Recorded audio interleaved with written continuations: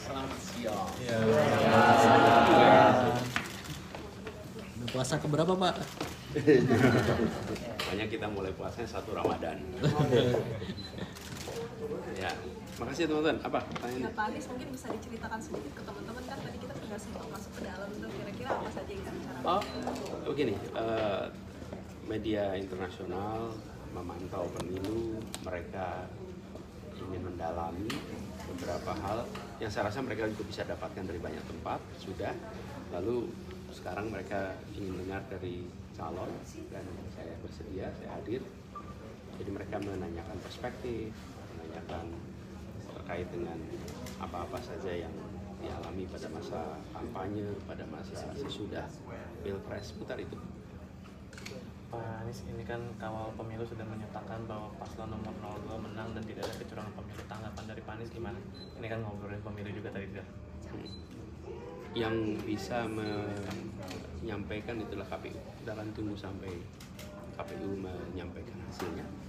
Kemudian dari situ nanti kita akan respon dan kita hormati badan-badan yang menyelenggarakan pemantauan, mereka mengerjakan pekerjaannya. Dan saya garis bawahi penting untuk melihat sebuah pemilu bukan hanya pada saat penghitungannya, tapi juga kegiatan pra-penghitungan, pra-pemilu, sehingga kita tahu bahwa yang dihasilkan lewat pemilu itu sesuai dengan tujuannya, mengetahui aspirasi rakyat yang sesungguhnya, bukan aspirasi rakyat yang hasil tekanan atau hasil tawaran imbalan. Pak Anies tadi di dalam sempat berbicara soal bagaimana dalam demokrasi yang baik, partai yang menang dalam pemilu harusnya menjalankan pemerintahan dan berada di dalam pemerintahan. Sementara partai-partai yang kalah dalam pemilu Semua yang di dalam itu record deh. Iya. Dan Anda bisa kutip juga. Iya. Cuma ini kan sebelumnya banyak juga masyarakat yang bertanya gitu, Pak.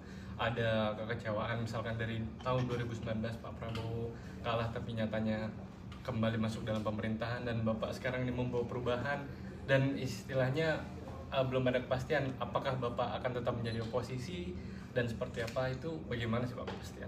Kalau ternyata hasilnya berubah gimana? Kalau ternyata ada putaran kedua gimana? Kalau ternyata hasil berbeda gimana? Jadi kita tunggu sampai tanggal 20 baru kemudian nanti kita akan sampaikan.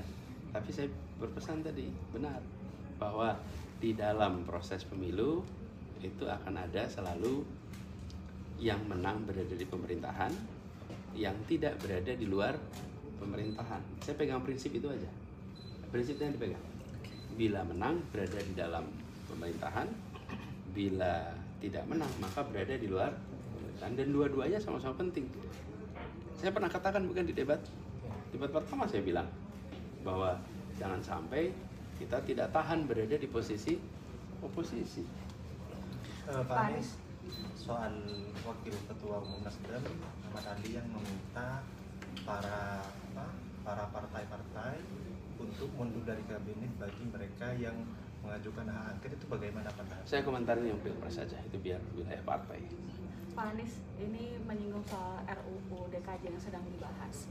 Ada pasal yang menyatakan bahwa nantinya wilayah aglomerasi ini akan dibentuk sebuah dewan, Pak, di mana wilayah aglomerasi ini yang sekarang Jabodetabek itu nanti akan dipimpin oleh wakil presiden. Tanggapan Pak Anies bagaimana? Apakah dengan dipimpin dengan wakil presiden maka pembangunan di Jabodetabek ini akan lebih maju? Bagaimana, Pak? Dan ini sedang bergulir, Pak, pembahasan soal pasal itu. Ya.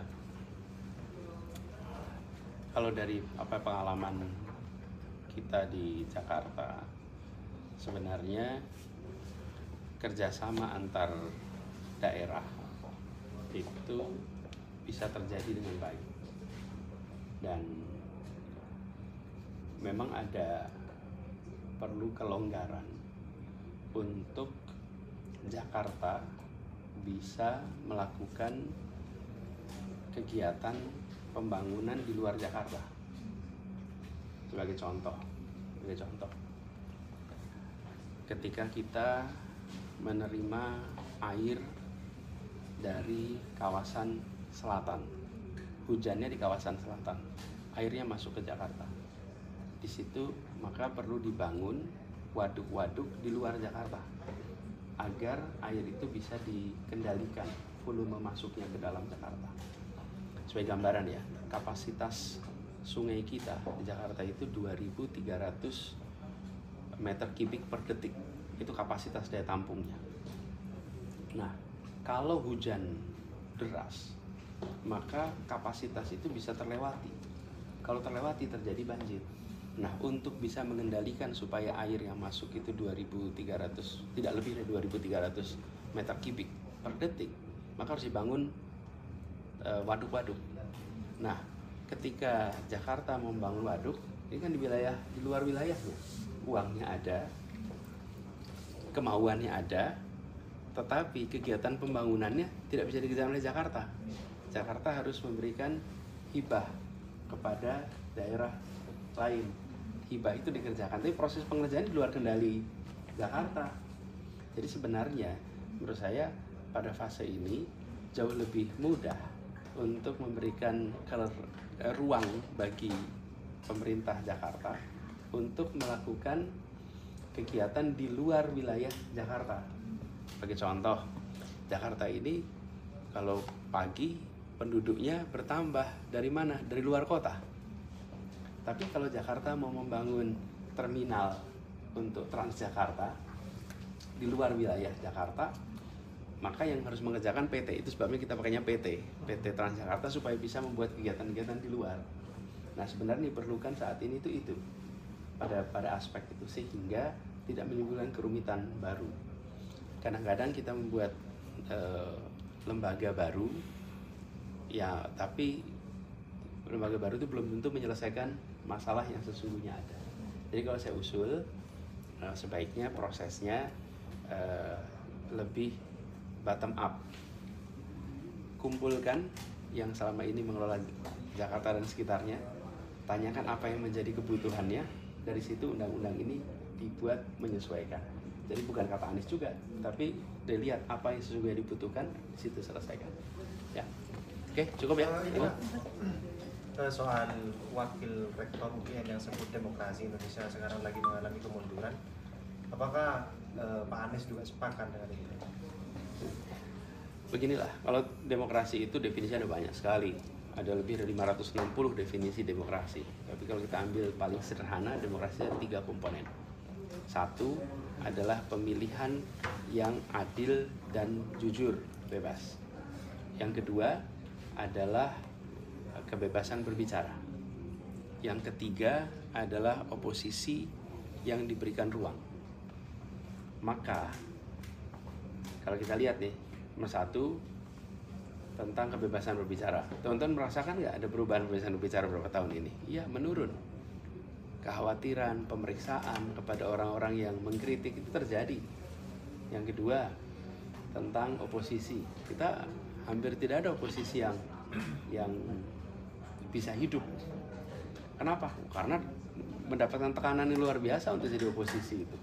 Akhirnya nggak kuat. Karena nggak kuat, akhirnya ikut di pemerintahan. Jadi sebenarnya oposisi itu dikasih ruang saja, karena dia menjadi penyeimbang, baik untuk semua. Tapi kalau oposisi tekan, akhirnya nggak ada yang tahan tuh. Lalu yang ketiga adalah soal pemilu. Nah, pemilu yang bebas dan adil, kemarin sudah berlangsung pemilunya, tapi bebas dan adilnya masih menjadi pertanyaan nih. Dan itu mungkin yang dikatakan oleh teman-teman di sana. Jadi saya melihat pakai 3 kriteria itu, demokrasi kita harus banyak koreksinya untuk bisa menjadi demokrasi yang baik. Ya. Pak Anies, mungkin ini PJ Gubernur Aceh diputuskan untuk dicopot. Mungkin saja ini berkaitan, atau mungkin bagaimana Pak Anies melihatnya? Apakah ini berkaitan dengan daerah Aceh yang dimana daerah tersebut adalah Pak Anies dan Gus Muhaimin menang telak di sana, sementara salah satu pasangan tertentu kayak jauh suaranya di sana? Apakah hanya satu PJ aja yang diganti? Sejauh ini baru PJ Gubernur hanya satu Aceh. itu aja. Yang lain tidak. Belum ada. Ya, biar publik yang menilai itu. Oke, cukup ya. Terima kasih. Terima kasih. Thank you. Lewat mana kita? Oh, balik lagi. Ya, Pak Anies. Saya Pak Anies.